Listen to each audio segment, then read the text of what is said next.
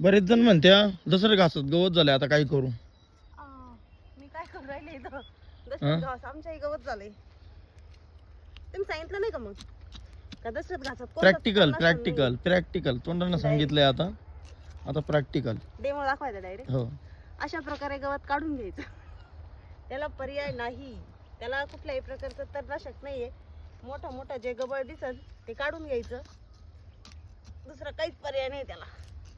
दशरथ घासाला जसं आपण मेथी घासाला कुठलाही तणनाशक मारू शकत नाही, तसंच दशरथ घासाला पण कुठलंच तणनाशक अजून तरी आम्हाला माहित नाही.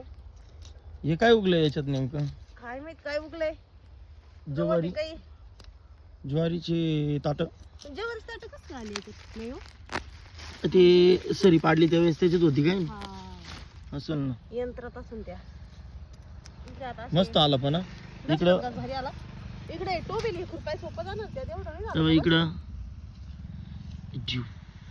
मग गवत झालंय लांबून एकदम एवढं दिसत टॉपचा नाही. विषय झालाय. मला असं वाटलं होतं का थोडंच गवत आहे, उचल उचल एवढं जागे. एकाच महिन्यात झाला का नाही अजून?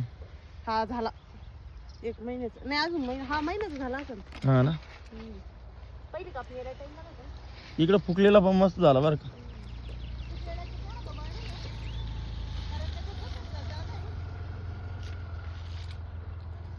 टोपलेल्या याच्यात गवत जादा झालं, पण मग टोपलेल्या याच्यात गवत काढायला बी सोपं जाते.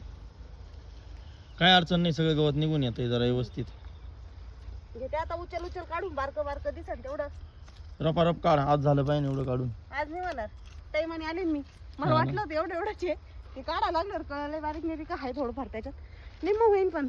चलो मी घेतो चारा तोडून, अजून एक कवळी तोडायची आहे. किती राहील तुमचं आता? एक वजन न्यायचंय फक्त. तुमचं वजन जाडू येतं, घेते काढून.